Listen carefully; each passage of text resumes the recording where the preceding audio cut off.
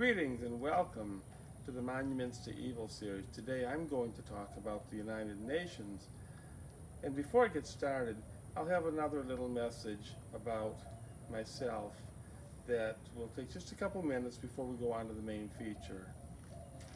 Last year, I was watching several Oriental miniseries, Chinese and Korean, Thai, and reading the subtitles. It gets kind of tedious, but they're really good shows, so I didn't mind sitting through reading subtitles, and I'd watch them with my wife in the evening.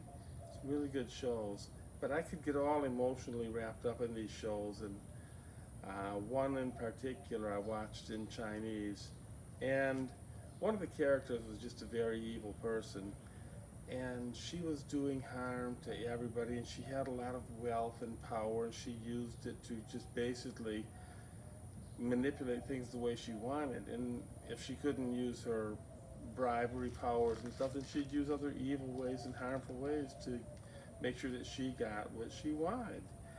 And I would sit there watching this show, and I'm like getting mad and yelling at this lady, and you evil, this and that, and to the TV, calling your names and why you need to get out of here, we don't need you in this show, and worse things. So I'm thinking, it's kind of crazy that I'm sitting here, yelling at my TV screen and about this evil person, and yet, it gets worse, because this show ended and everything came out okay in the end, and it was in Chinese. And later we decided to watch basically the same show in Korean. There was a few slight changes in the plot, but the same basic show. I mean, the same things are happening, and I'm watching it. And here's this evil lady, and I'm sitting there, getting upset, and, you evil this and that, and blah, blah, blah, and I'm thinking, my goodness, I already know how it ends. I already know that it's going to be okay, and here I'm still carrying on again. And it's like, why? And that's basically similar to how we, live our lives. I mean, we're living in a world where we're watching a lot of evil take place, and a lot of bad people seem like they're getting away with things right now. It's like, when are they going to be brought to justice? And we let it upset us. But just like that second time I watched the show, we already know the ending.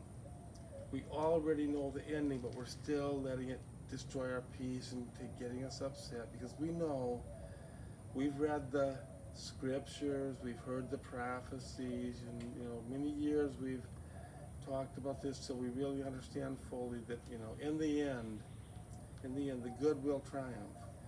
God will win. And it's just a matter of, the plot playing out, just like in the movie. And I wear this shirt today with one of my favorite Bible quotes on it from Luke 18. For nothing is secret that will not be revealed, nor anything hidden that will not be made known and brought to light. And that's something we should always keep in mind. It's not really hidden forever. They may be getting away with things for a while, but in the end, everything will be made known. And I know that because Jesus tells us that when we read the Gospel of St. Luke. So take heart as you watch the evil people around you and in the world, and you hear about them, and you see things happening, and you're just saying, when are they going to be caught? When are they going to be brought to justice? They will be. They will be. And in the meantime, just keep on hoping, praying, and keep your peace, okay? And now, onto the main feature about the United Nations. We have before us the opportunity to forge, for ourselves and for future generations, a new world order, a world where the rule of law, not the law of the jungle, governs the conduct of nations. When we are successful,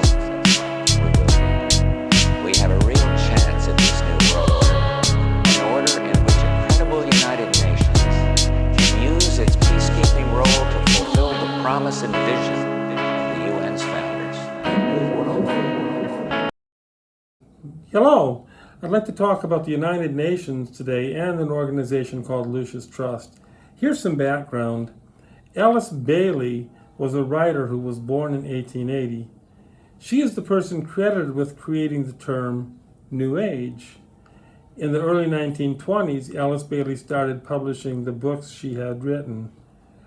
Bailey used her own publishing company, which she called Lucifer Publishing Company, to publish the books. After about 3 years, Alice Bailey changed the name of her company to Lucis Publishing Company in 1925. It later became Lucis Trust and has remained so ever since. At one time, the UN had a Luciferian department. David Spangler was in charge of the department. Spangler, a disciple of Alice Bailey and Lucis Trust, and a Luciferian author, once said, "No one will enter the New World Order unless he or she will make a pledge to worship Lucifer. No one will enter the New Age unless he will take a Luciferian initiation."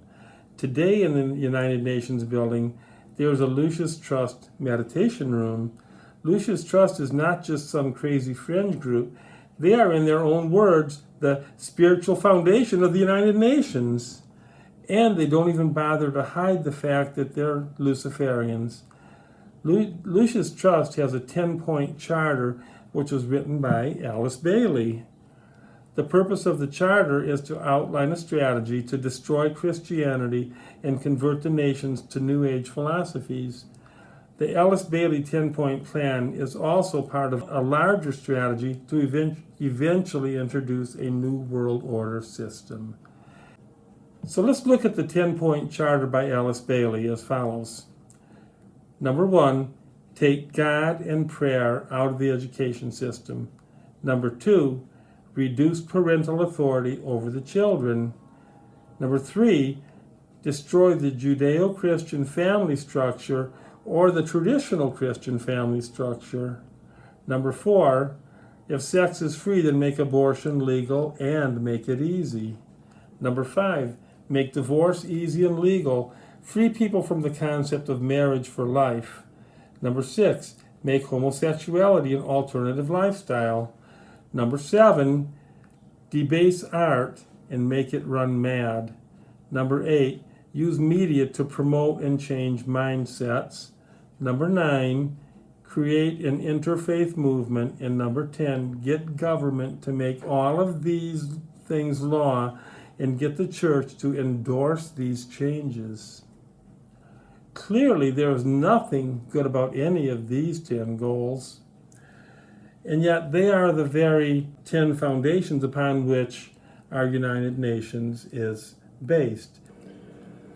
In the previous video in this series about the Georgia Guidestones, I had mentioned that there's one particular guideline that's very evil out of the 10, and a few more that are questionable, and many of them actually seem, at first glance anyway, to be very good rules. And I mentioned why this is so. The idea that the devil, if he brings in pure evil, most people will just reject it. But by mixing in a little bit of evil with a lot of good, the devil's able to sneak that evil in, and then that evil grows. And basically, the conclusion was that when a situation is mostly good, but the devil brings a little bit of evil into it, the entire situation is contaminated by that evil. So this United Nations situation with the Lucis Trust and their 10 rules goes against that idea of sneaking in a little bit of evil amidst a lot of good, because these 10 rules are all evil. I mean, evil so that they should anger you, they're so evil. And why is it that they are able to have all 10 rules evil? And the answer is, and I had mentioned it in the Georgia Guidestones video when I said that when the devil presents pure evil, no one would accept it unless they are evil and satanic themselves.